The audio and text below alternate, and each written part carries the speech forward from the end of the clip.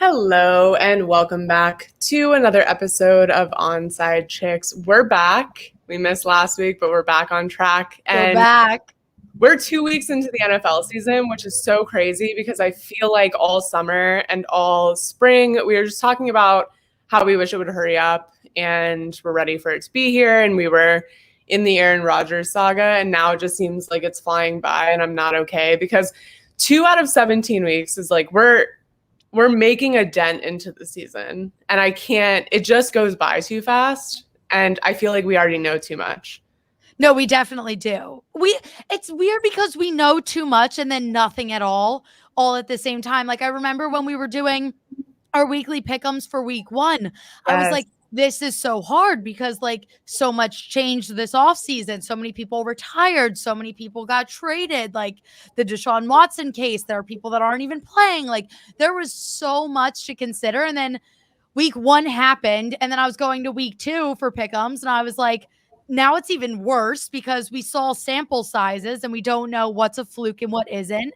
And now going into week 3, I feel like we're finally going to start teams like coming into their own and being consistent. And we're going to know who's great and who actually isn't, who's gotten lucky in the first couple weeks. So it's definitely craziness, but it moves by way too quick. It does. It's just been and I agree. Week 1, my pick'ems were a mess because I was just like, you know what? It's like throwing spaghetti on the wall, see what sticks. Yeah. And it was a good time. Like it wasn't bad. There were a lot of surprises. There were a lot of just like weird games, and also games where you look at a team who lost week 1 and you're just not at all concerned about the rest of their season. So they are really just early season flukes. Were there any legitimate, what are the big moments over the past 2 weeks? Obviously, we'll catch up to this, most recent round of quarterback issues later in this episode because there are a lot of quarterback. We had the infamous week 2 injury bug hit again for the second year in the row. The week 2 curse. I can't take it. It can't be a yearly tradition. No, especially because it's it's just too early to start losing all of these people. And luckily we made it out of week 1 fairly unscathed, but week 2, man, I just felt like every 5 minutes my phone was buzzing and it was like another person's out.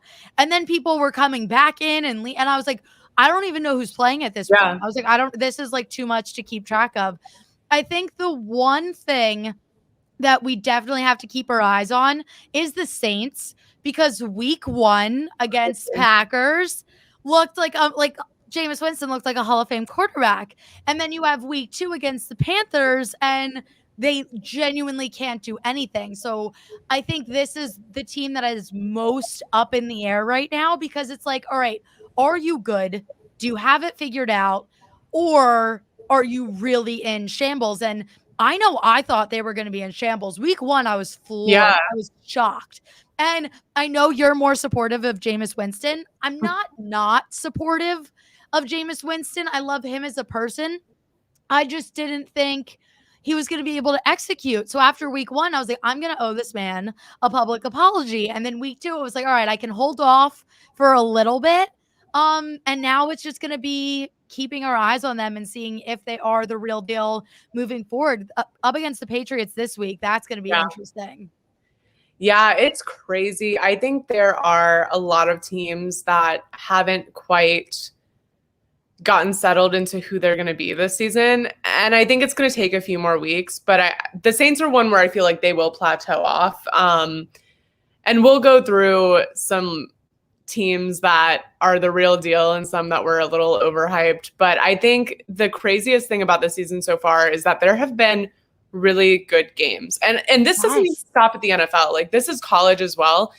Every single game, whether it's prime time or just a Sunday at 1 game, there has been a lot of really good. There's been overtimes. There's been like game-winning field goals. There have just been close, tight matchups in places that you wouldn't necessarily expect. But I'm really grateful for them because when you look at a matchup like Giants Washington, like that's one where it could have easily just been a really dud of a game, and it turned out to be really fun to watch, really just interesting the way it ended. And I don't know, I'm enjoying this season of the NFL, even though there was a lot of crazy stuff that happened last year with COVID and not having preseason, I kind of expected this year to not be as interesting because it was just back to status quo as far as how the season runs. But it's been honestly like really cool to see all of these really close games. And I feel like viewership has definitely showed.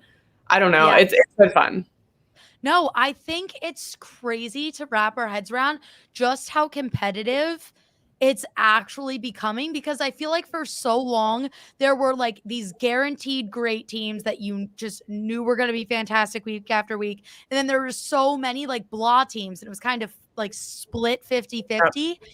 Now I feel like, and obviously not all teams, like there are teams that are still in the middle of a rebuild and still kind of working to get there, but I feel like more teams than not are in this race and are in these games till the very end. And it's making it so much more exciting. Like even the Lions, like I expected nothing from the Lions. And I mean, they're 0-2, but they've held their own and they've showed that they can at least, like, those games aren't dud games. Like they're in those games. So, I mean, minus the fourth quarter of the Packers game. But for the most part, I was like, it was back and forth. They were giving us a run for our money. I was like, can they really pull this off? So it is making it so much more exciting. And yeah, viewership has been crazy. Everyone's saying that no one's watching the NFL anymore is just wrong.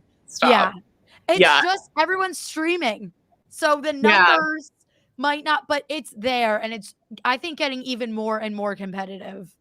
I agree. It just feels like there's a lot more opportunity for any given Sunday situation this season, which is really fun and really hard if you've got money on fantasy or money on pick'ems, but really fun if you're just watching and are a fan of the NFL. And we've talked about this, like the older we get, the more of a fan of the league we become outside of our own teams. And I think this is just a prime time to appreciate the NFL for all of its glory. But do we want to dive in? I feel like we should dive into Thursday and then talk real deal teams, because I feel like it plays into our conversation a little bit coming off of this. But Thursday Night Football, the Panthers going to Houston to play the Texans. The Panthers are off to a really hot start, looking really settled. They look confident. They know what they're doing. It helps that their season has started off pretty easy. They played the Jets, the Saints. Now they're going up against the Texans, but wins are wins. And I'm really impressed with what I'm seeing from them. So I don't know. What are your thoughts on the Panthers so far? I think they are looking exactly how I expected them to coming into the season.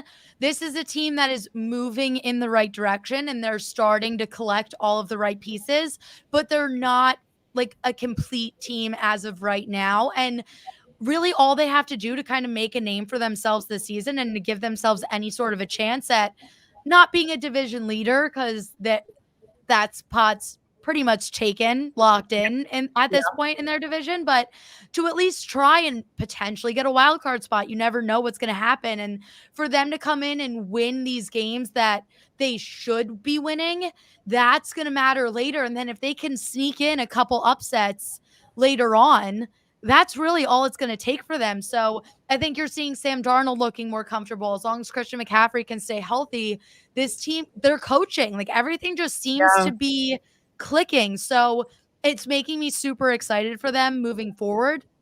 And yeah, like I said, I don't necessarily consider them a playoff team this year, but I love what I'm seeing and that everything they've done so far is working, because then it just shows once they get these extra couple of pieces, they really will be that next level team.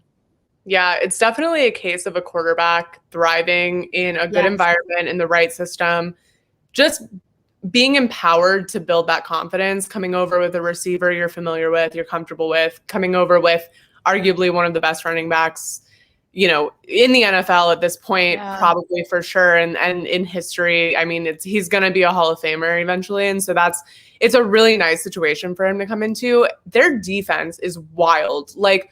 And so young and so good, and just so much possibility for what they can do past this season. But through 2 games, they've given up 21 points. They held the Saints to 128 yards, which is Sean Payton's lowest in his time in New Orleans.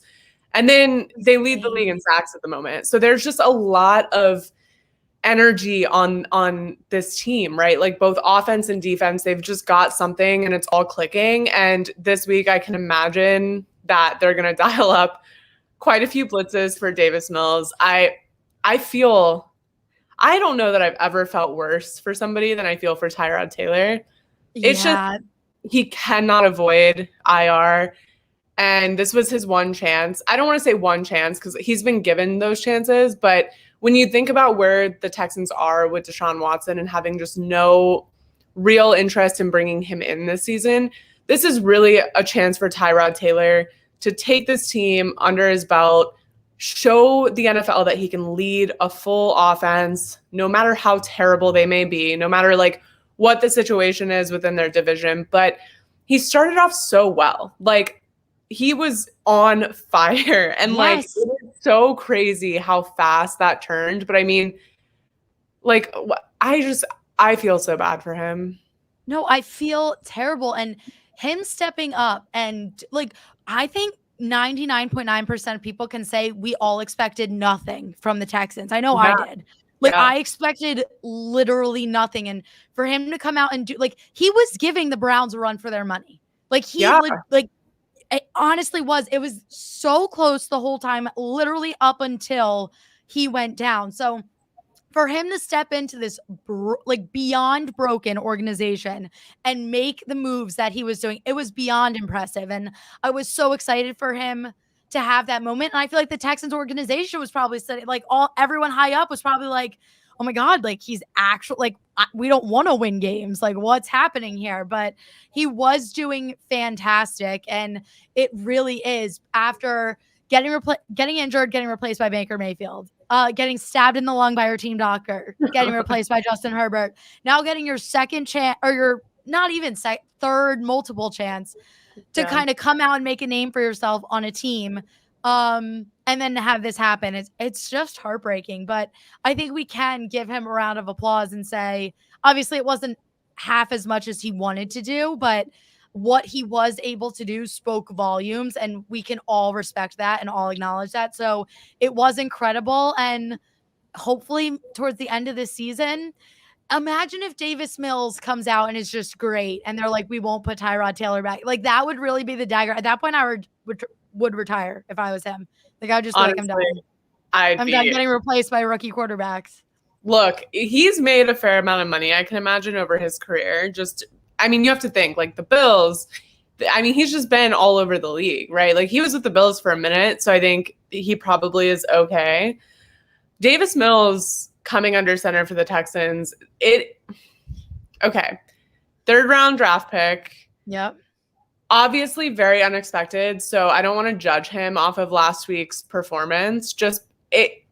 You never expect it, right? In that situation. Yeah. And I just think that nothing he did was inherently bad. It was unprepared. Right. And I think that's the main, right. And that's the main takeaway. And when you're that young and you're coming into a situation last minute, understandable. I think we're going to see a lot of what he started and tried to do last week, like a lot of short passes, really relying on the run game and just moving very patiently down the field, and probably a very abbreviated playbook because, I don't know. All I'm going to say is if you have fantasy and you have any of the Texans running backs, I'd probably throw them in your flex spot at this point because they're going to get not only on the ground, but I can see them in the short pass game. They're going to be really relied on this week.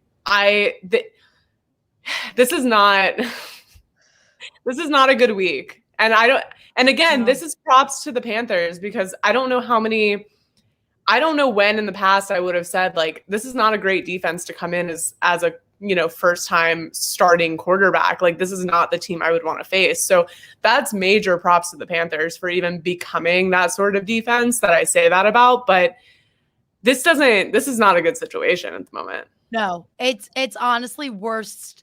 I don't want to say worst case scenario because it's like you could be, I mean, he did go up like, you know what? It really is worse because you had the Browns last week and then now you have the Panthers. And like you said, this isn't a defense I think anyone was really scared of coming in to this season. And now it's definitely something to worry about. So I feel bad for Davis Mills. I think this week should be at least a little bit better, because at least he knows now. He kind of got thrown to the wolves a little bit.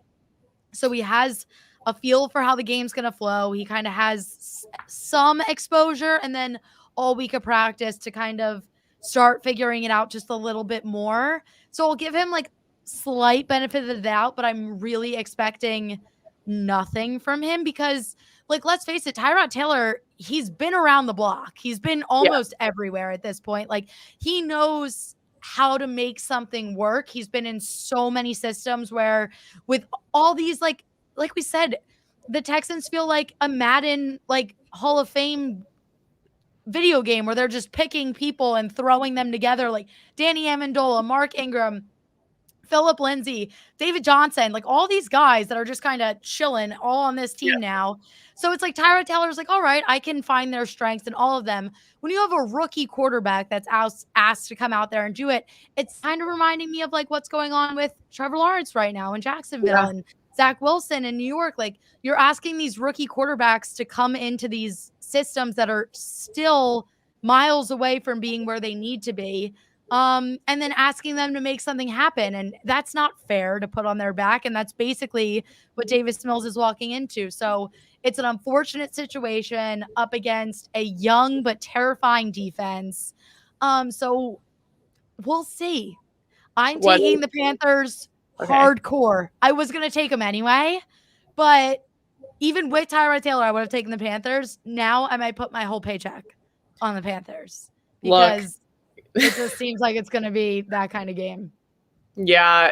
No, I think you're right. It's also like Tyrod Taylor, when you think about his career, has just never been somewhere where they built a system around him. He's always been a puzzle piece, the last puzzle piece put into place after things are already established. It's so sad. It's so sad.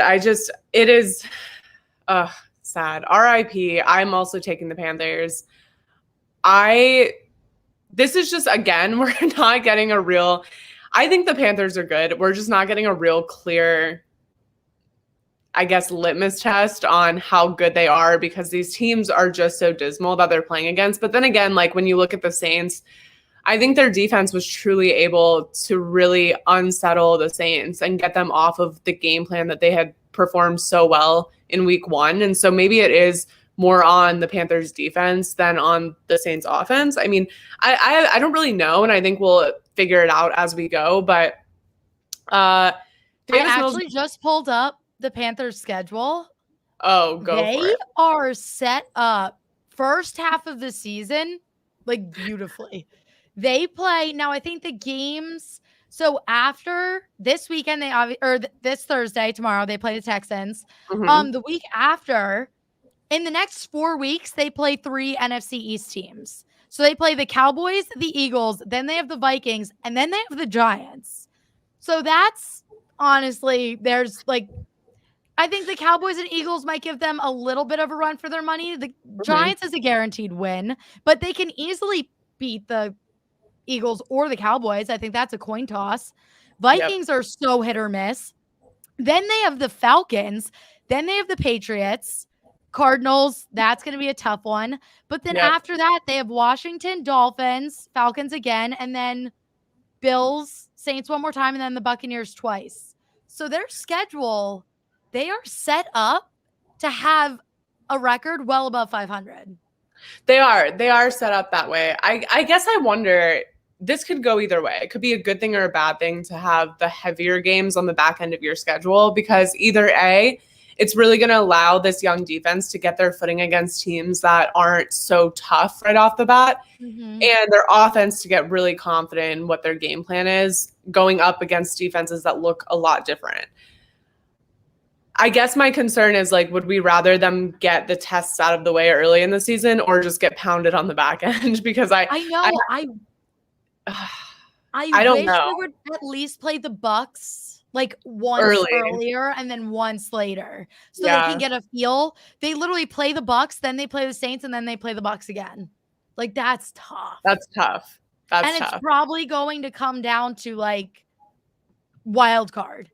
Yeah. At that point, because I mean, the AFC is going to be, or the NFC is going to be so competitive. Yeah. So I mean, yeah, it is. I'm rooting for them. I think they're going to be fun to watch.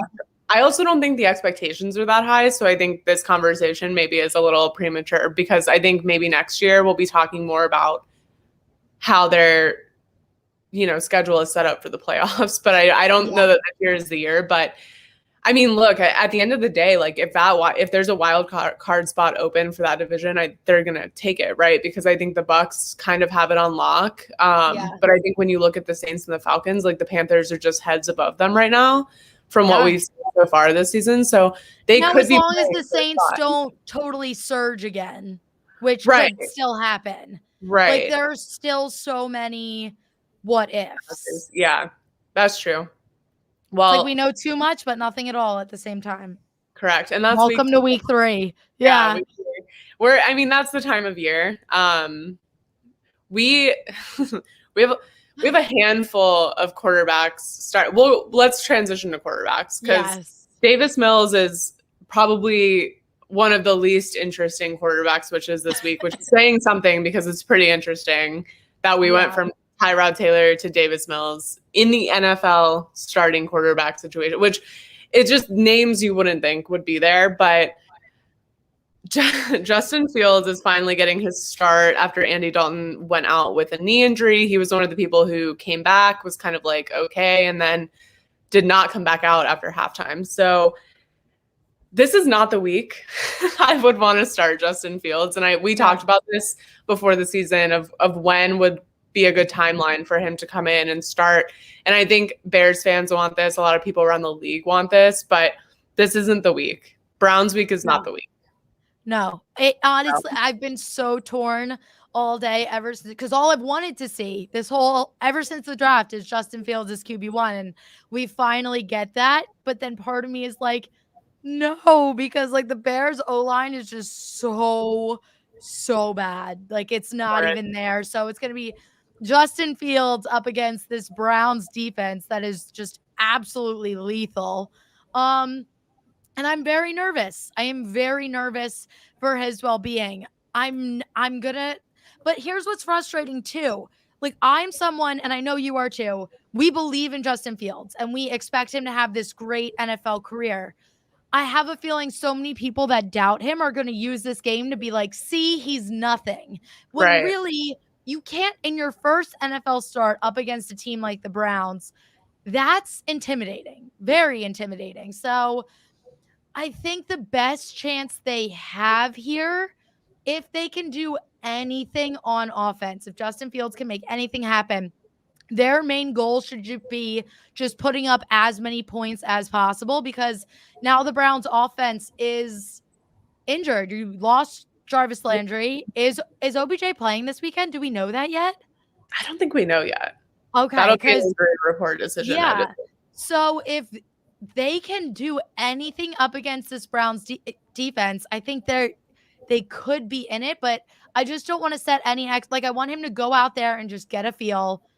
Like taking a loss here, it's like Trevor Lawrence. Like Trevor Lawrence isn't a bad quarterback because he can't get the Jags a win. Like that's asking you to put so much on your back, and the Bears are in a slightly better position, but like I said, that O-line's scary. The Bears defense needs to step up. And then any points they can get, I think, is their best chance, but it's going to be a tough game. It's not going to be good. And he did not look great coming in last week. I'll say that. And again, not that the expectations are for him to come out and be a Hall of Fame quarterback right away, but I think it's tough because I've said this before, I don't think this timeline is great for him or for his development long-term. And we also have to remember that, we've got a coach coaching him who sat and watched the development of Patrick Mahomes, who played one game in his first season, right? So those are the kind of factors where I get it. Like they are very hungry for a win. The coaching staff is on notice. I think their jobs have been on the line. And so there's a lot of factors pushing Justin Fields to take that starting position. But I really do think that there's probably a good reason behind not wanting to throw him in there early on. And so this makes me very nervous. Throwing an interception against the Bengals, going below 50% on your pass completion rate, like there's just a lot of things there where it's like,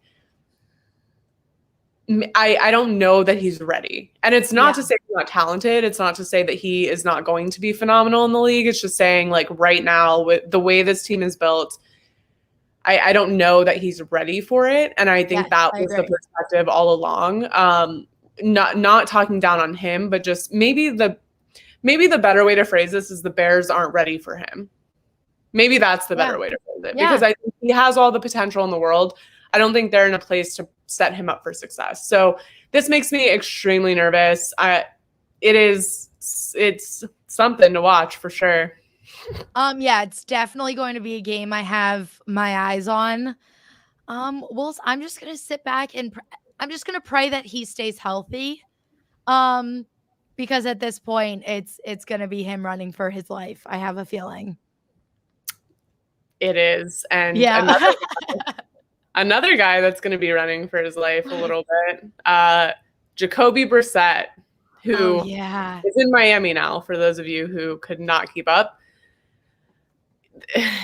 Another guy that I'm like, oof, that's not a good one.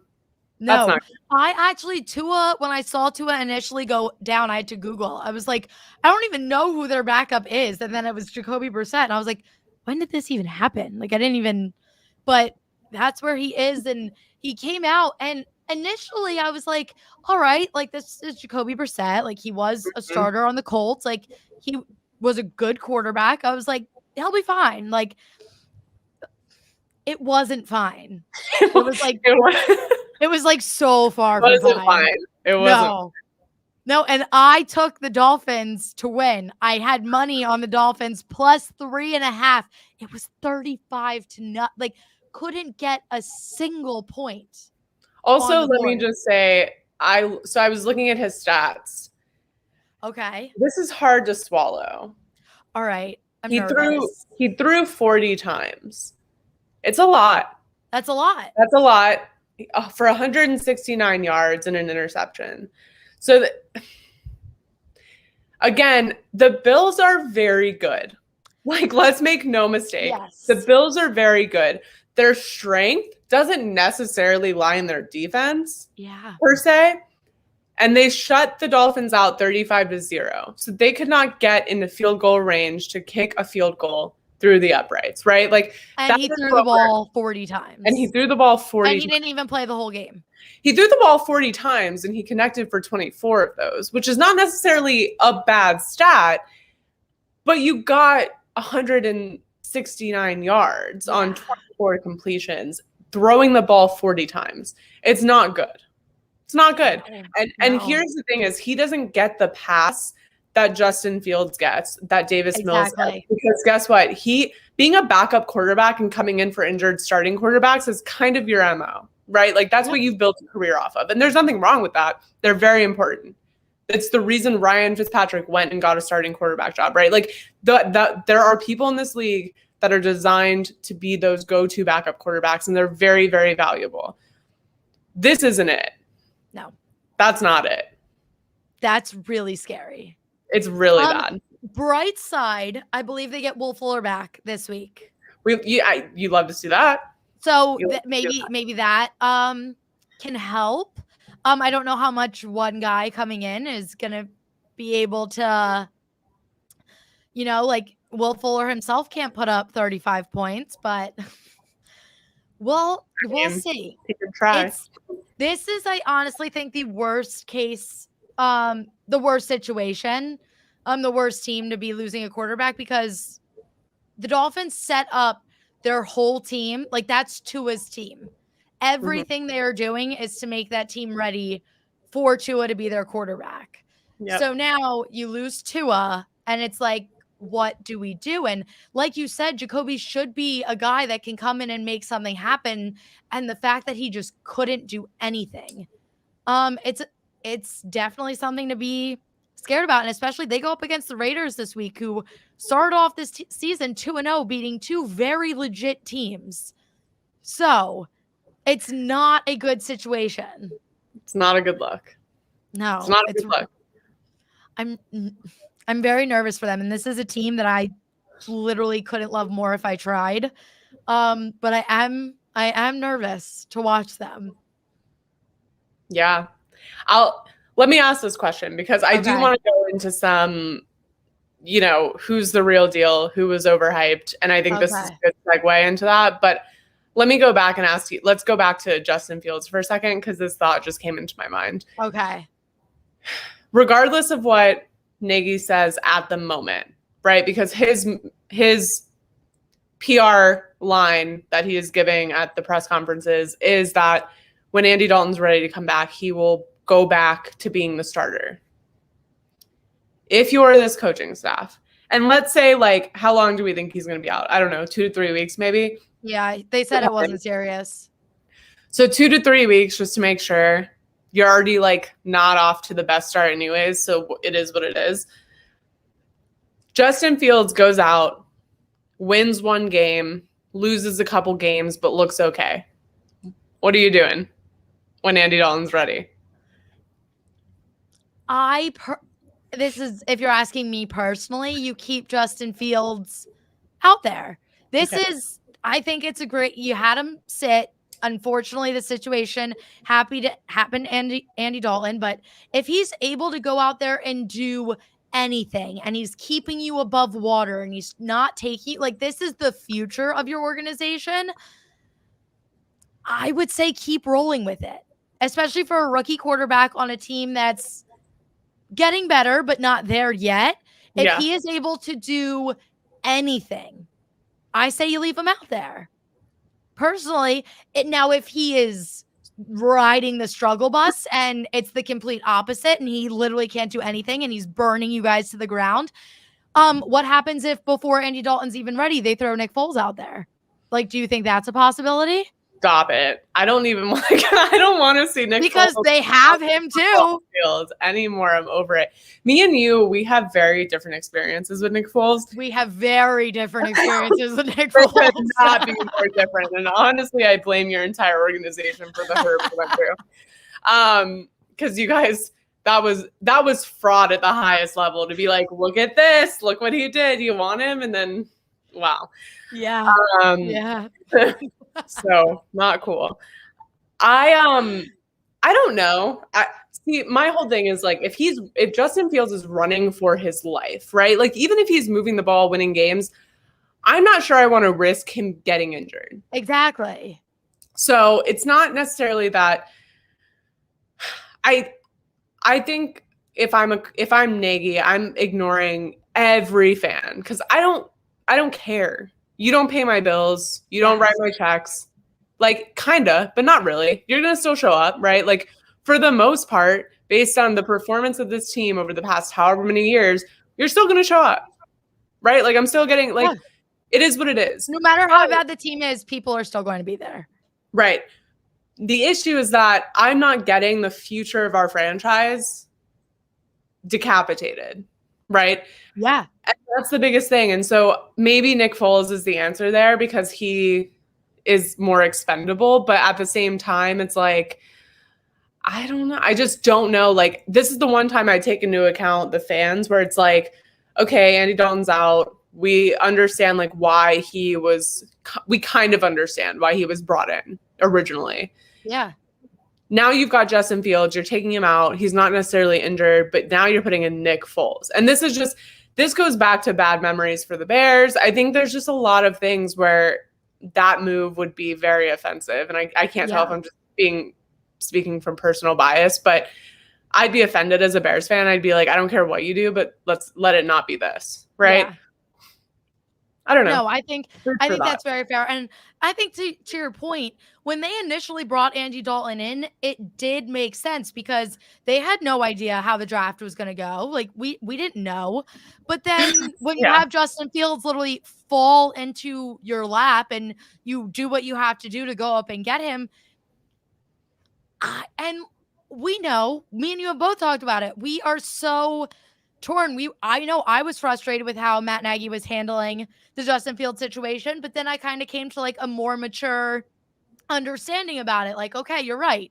You don't want your rookie future of your franchise quarterback to go out there and just get annihilated and die. Like, you don't want to set him up for that. You made a promise to Andy Dalton, so you give him his chance. Now he's injured. He can't play, and you're kind of stuck in this, like, oh, crap, what the hell? How do we make it out of this alive? And how do we make this the best case scenario for everybody? And I honestly, my thoughts and prayers are with Matt Nagy right now because I feel like he's between a rock and a hard place. And I feel like no matter what he does, it's going to be wrong. There's going to be people that are pissed off no matter what. You can't win this game in Chicago. You can't. And that's the whole thing is regardless of what the coaching decisions are, I respect the hell out of him because he's up there saying what he feels, giving some truth. And like, I feel like he's the ultimate player coach at this point. Like, you're right. He made a promise. He brought Andy Dalton in under the idea that he would be the starting quarterback. And he kept that promise, and I appreciate that. There's just a lot. There's so much to consider here. And I think we looked at the beginning of their schedule and both me and you were like, yeah, maybe starting right off week 1 is not the best plan because those defenses were just not ideal coming out of the gate. We literally wanted him to wait till after this week to start. We were like, week 4 sounds good. And now it's week 3 and we're like, oh no, like it's a week too soon. It's not good. All right, it's going to be really scary. It's not ideal. It's not ideal. You want to jump into who's the real deal, who surpassed your expectations, and who was overhyped. Let's go with like who has so far surpassed expectations. Okay. Well, we've already had an extensive talk about the Panthers, so I won't get into that, but they definitely fall in to this category. Another one, and my expectations were high, but they just keep like blowing me out of the water. The Cardinals, and this week it was obviously much closer, and they really did get lucky because the Vikings don't know how to make a field goal with 0 seconds left on the clock. But just everything that I'm seeing from this team from top to bottom, I love them, and I think they're phenomenal. Another team, the Raiders, are honestly really shocking me. I don't want to fall into the trap because I did this last season too, where the Raiders start off really strong. Last season in week 4, they beat the Chiefs. Granted, it's divisional, so like those games are more up in the air, but still, that's a huge freaking deal. So they always have this really hot start and they look great. And then they fade out and become plainly average, but everything I'm seeing from them right now, they're playing brilliant. And Derek Carr, week 1, I was literally begging for them to put Mariota in. And then week 2 came out and looked like an MVP Derek Carr. And I was like, what the heck is going on here? And there was some concern about an injury for him. I saw it was an article posted 3 hours ago that he is good to go. He's definitely playing Sunday. Everything's fine. All systems go there. So I think as long as he's there, the Raiders are in a position to keep trucking along. And in their division, it's honestly really scary because you have the Chiefs, who it's the same thing as the Bucs. It's their division to lose. But then you also have the Chargers, who aren't looking as hot as I would like them to look. So we can get into them in a minute. But the Raiders are just doing everything right. And it's kind of like we were saying with the Panthers. They're winning games. And it's honestly even more impressive for the Raiders because they easily could be 0-2 and nobody would be shocked. Like Ravens and Steelers, those are legit teams. So to be able to knock those two off the bat, it's very impressive. Yeah. I still don't trust the Raiders. I don't trust them long term. No. And I think we're justified because when I think back to what they did last year, the year before, they've had impressive games. They've never been bad, but they've faded into the abyss of mediocrity, like right in the middle of the pack. And they're really hard to like remember the season, right? And that's the biggest deal is like they'll have these games where they show flashes of brilliance, whether it's the beginning of the season or the end of the season, but they can't put it all together, start to finish, to put together a season that gets them where they want to go. Yeah. And Derek Carr is just like, he played phenomenal week 2. I've never been so unimpressed with a quarterback though. Like, and it's not even his play. It's just like watching him does not make me excited. I'm just like, okay. No, Like, I think that's fair. I understand what you're saying. I think it's fair, but it's also unfair because they deserve credit for what they've done so far this season, but I want to see more. So yeah, I would put them in these surpassing expectations for now. For now. The Cardinals, insane. Like, and they're just a team where like you said, I think we both talked about them as our dark horse Super Bowl contenders, or at least one of them. And I think we've been confirmed through week 2. Kyler Murray gets better and better and better. And when you think of quarterback development for a young player, this is exactly what you want, right? Like, yes. Consistent trending up. And that when you look at what Kyler Murray has been able to do, what he started the season doing in week 1, what he did last week, it just gets better and better. And he does these things that are just hard to imagine that he's able to do. And he excites me a lot. Yes.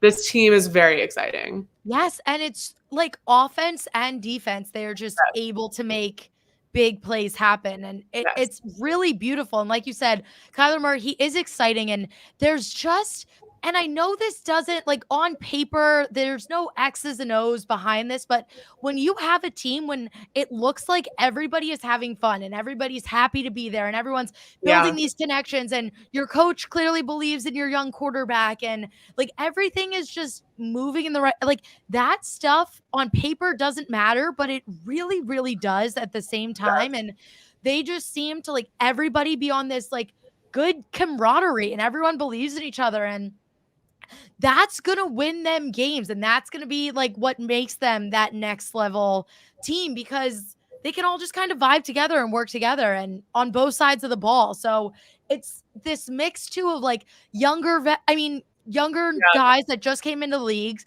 with older veterans that are all working together and just loving each. It's like the best feeling ever. So yeah, I love everything about the Arizona Cardinals. They never cease to amaze me. So I could go on and on about them. They're great. I know we both could. They're great. Give me someone who's disappointed you. Like they were overhyped in the beginning of the season and they're just not showing up. Well, it's not someone that you're going to like this because it's not someone that I personally love, but the Titans. And they did pull out a win against Seattle and it was great. And it was an exciting game, but the Titans overall don't feel like solid to me. They feel very confused. And like I said, their win in week 2 was very impressive. I'm pretty sure I think Seattle was like 11-0 at home with Russell Wilson or something, like crazy numbers. But I just don't feel like they know who they are. And they have all of the pieces and everything should be working for them. And right now they feel very boring, like very just blah. It's basically just Derrick Henry and that's it. Like and it was that way before, but Ryan Tannehill was still doing things and everybody else was still working together. Now it just feels like they don't win that game without Derrick Henry. Right. At all. No. So I'm very on the fence about them. And I know everyone thinks they're a great team and they've been a consistent playoff team the last couple of seasons, but I was never really on their hype train. And this season, especially, I just don't get good vibes.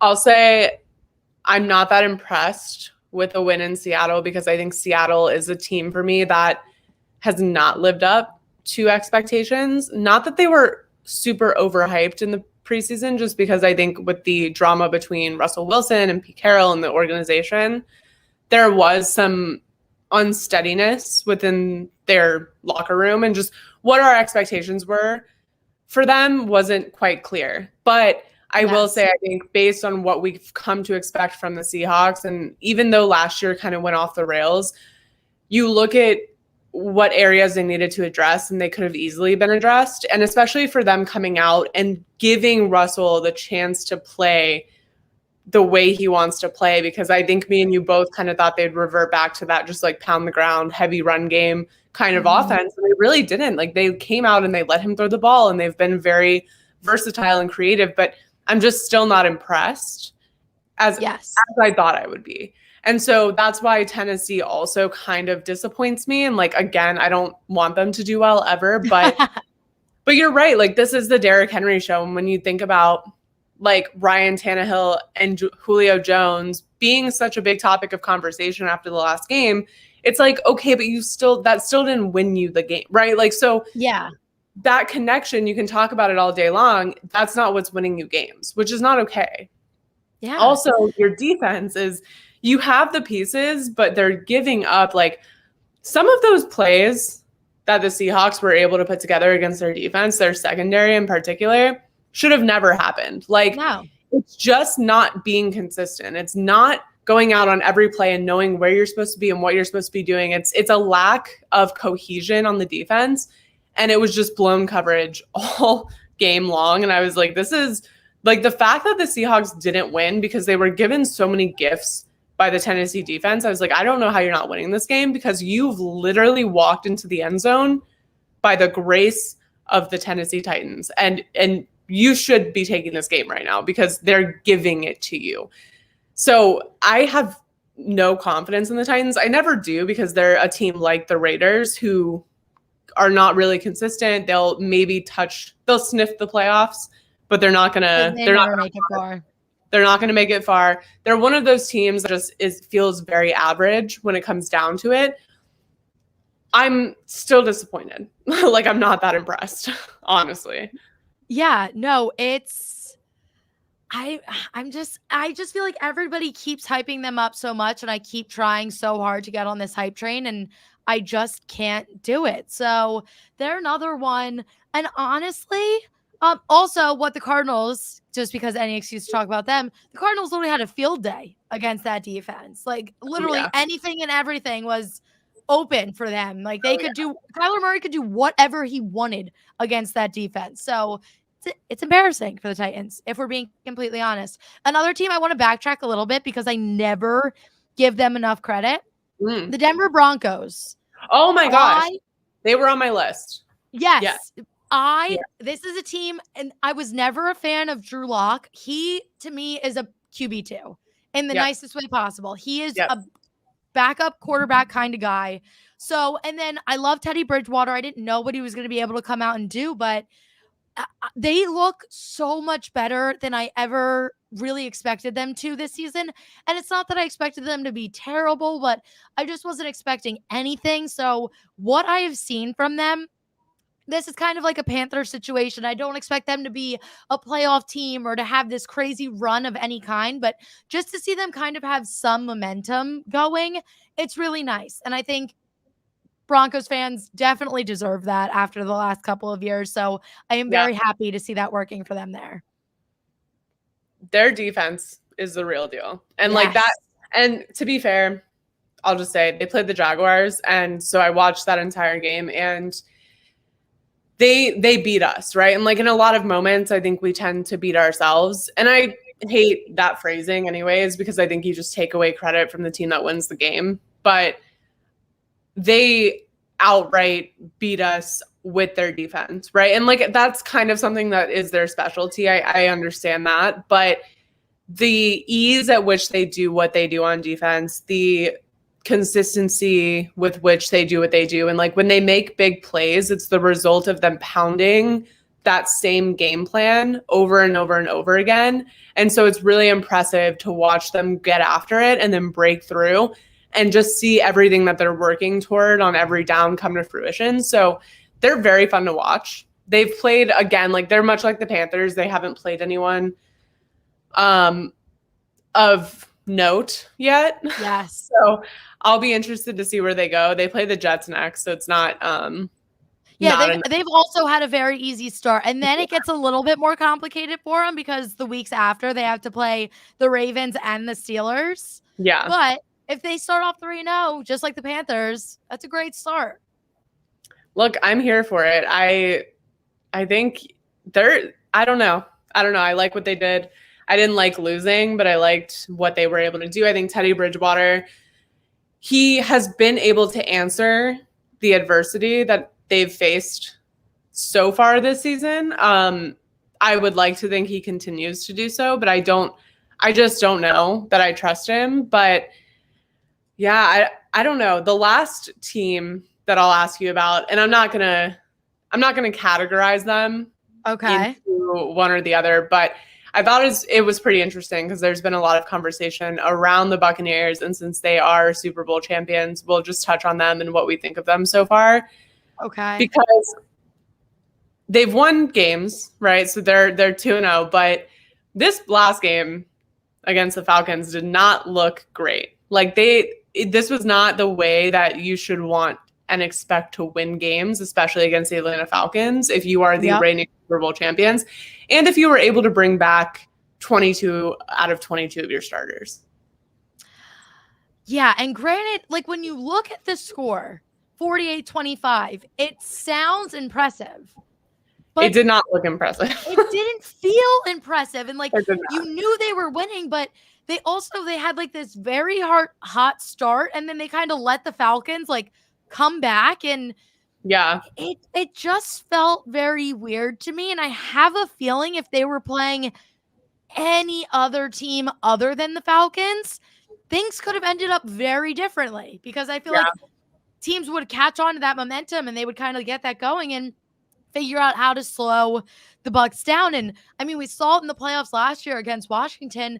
There are holes, like there are ways to stop the Buccaneers. And I think this just proves, I was very unsure if they would be able to waltz their way back into the Super Bowl. I mean, any given Sunday, baby, like you never know what's going to happen. And it seems like too much of a fairy tale to just bring everyone back and go right back and have this great day. But I don't know. I don't think the Buccaneers are set for an off season. I still think they're going to be great, but I think there are teams better than them, and them going up against the Rams this weekend, I think the Rams get their upper hand here.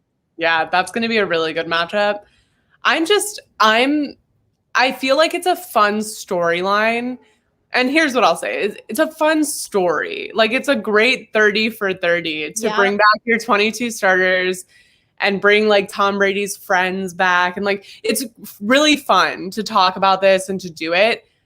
The truth is, though, that you almost missed the rest of the playoffs because you almost lost to Washington, right? Yeah, with a backup quarterback. Correct. And you started off very shaky because your defense could not get it together.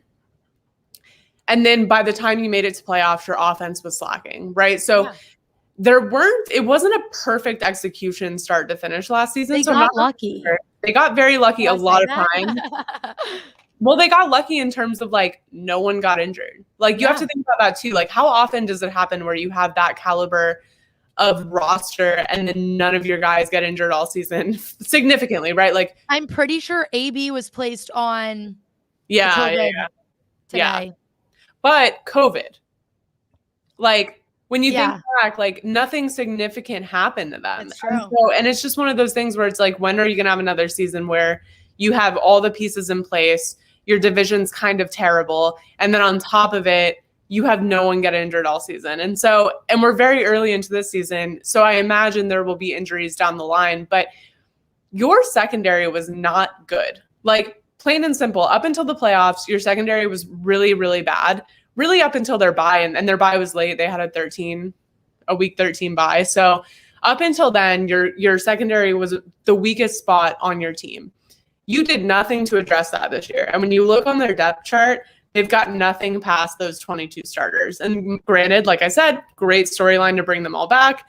Yay, we get to spend money next year and, like, not spend it this year. It's like, it's a very poor lesson in finance. It's also a very, like, you didn't address the main problems of your team, which are your secondary and your depth.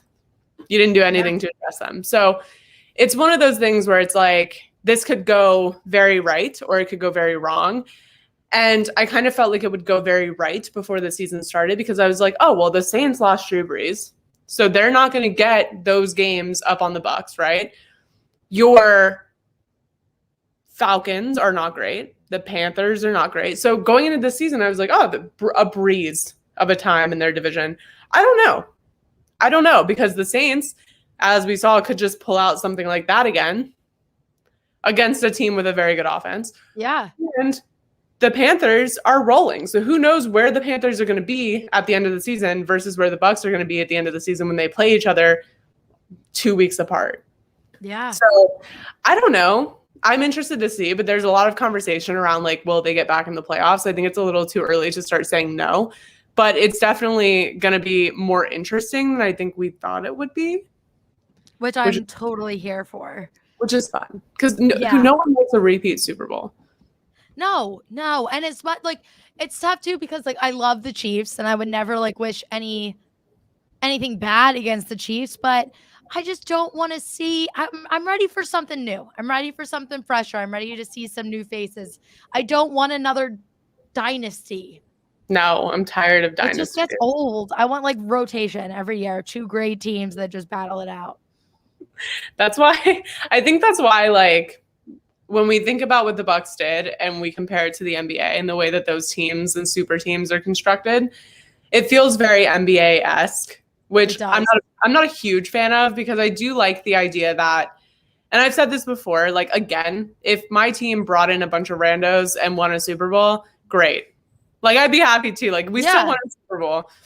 But I would also rather, like, if I had the option, theoretically, given to me by some higher power and was like, you could either win a Super Bowl with these guys who weren't on your team before last year, or you could win a Super Bowl with, like, it's really like Giannis and the Bucks winning a Super Bowl versus like wherever LeBron decides to go next year and bring everyone, right? So it's like, it's one of those situations, and I'd just rather my guys that I've seen like work really hard for this, like finally get it and break through and win the Super Bowl.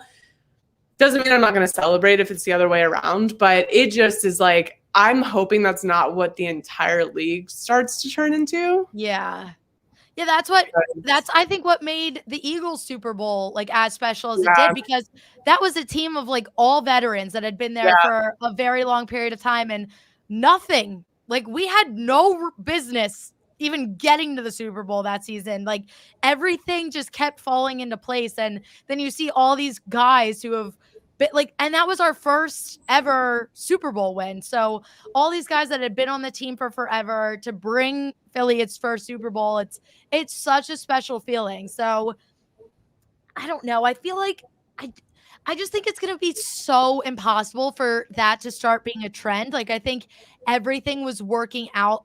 It's so much harder to do that in the NFL than in the NBA because you have so many more people to pay. And I think for the Bucks, it was like everything just fell into place perfectly for these next 2 to 3 years. And they can have as much fun as they can have in this 2 or 3 years. But after that, people are going to want money that they deserve. And if you don't if you don't get to the Super Bowl this season, especially if they don't get to the playoffs, everybody's going to kind of be off this hype train. And they're like, all right, we did it, but now I'm ready for a real paycheck, and the fun's going to be all gone. Yeah. And then Tom Brady's going to be in Tampa all on his lonesome, and he's going to have to figure it out. It's so funny because when I think about that, I'm like, what would I do? What would he do if he lost this, like didn't go to the Super Bowl this year, right? Or just didn't win the Super Bowl? It's like, honestly, like if I'm Tom Brady, like last year's it, right? Like I found a little bit of a stride on social media. I can get some like big name partnerships. Like I can go out and make all this money that I really wasn't making in New England on non-football related stuff. I proved that I could leave New England, leave Belichick, win a Super Bowl with a new team, and got all my guys a Super Bowl as well. So it's like, I just don't know what more there is to accomplish. Like, I'm not knocking it because, like, if you feel like you can do it, cool. I am tired of watching it, but I'm not saying he can do anything because of that. I don't have any impact on that. But did you see the interview with Gronk where he said he feels like he could play till he's 50? Stop it. How many more? It's like 5 more years. Yeah, it's like 5-6 more years. I can't do it. No, I will switch career paths. I'm just saying, like, I'm also very grateful. Like, if I had a gratitude journal, this would be in it every day, that I am moving away out of here. I love Tampa to death. Great place to live. Mm-hmm. I am so tired of being here during football season because it's a lot of people who like didn't go to games for 18 years. And then they're like, oh my, like the Buck. And I'm like, okay. Like You know how many Jags games I sat in when we were blacked out on television? So the only way you could actually see them is going to the stadium. It's like, okay, all right. Like not only blacked out games, but it's like that was before like NFL streams on Reddit or like crack streams or wherever you watch your games illegally. It's like that was before all that. Like we couldn't just log on and get a free like bootleg stream of the game. Yeah. Like you had to be there or it was on cable, and we were never on cable because we were so bad, so we were just off television. Oh my God. Yeah, no, they don't understand the struggles. They don't. Of having to tough it out. They don't. It'll be okay. I'm gonna try to make it to Panthers games. We'll see. You have to go to at least one. Yeah. I was kind of bummed because I was hoping the Jags would play in Carolina, but we do not. I don't even think we play them this year, but it'll be a good time. I'll try to make it there. See the CGI Panther. Oh my God, which is honestly terrifying. It's really cool. It's really cool. That's what I'll say about it. It's cool. I still can't wrap my head around it because I'm just not that techie, but I still don't know like if you can see it if you're in the I can't imagine you can. Like it's just on the screen, I'd assume. Yeah. But I feel like that must be a weird feeling. Like if they're showing the screen and it's weird. Oh, it's too futuristic for me. You know what's too futuristic for me? This is a rant. Sorry. Okay. We got way off topic. No, it's okay. I went to the Bills Jags wild card game in 2017. Mm-hmm. And this kind of freaks me out to this day. I think about it all the time. And they had this technology where it was this like camera, but it saw every seat in the stadium. So after the game, you took this code that was assigned to that game and you went online onto this website and it pulled up the game and it was this big panoramic picture and you basically had to like find your seat. But when you zoomed in, it was like a perfect quality photo of you, whatever you were doing in that moment. So it was really hit or miss. Mine happened to be super cute and I got lucky, but it was like clear as day, high quality photo of you sitting in your seats, regardless of where in the stadium you were. And I'm like, I'm not comfy with that level of technology, because if that level of technology exists in the Jaguars game, can you imagine what exists in the government? I was like, this is too much. This is too much. We're not even good. Like, no, that's really scary. Terrifying. Well, that's like Big Brother, 1984. Yeah. Okay. Yes, all right. We're there.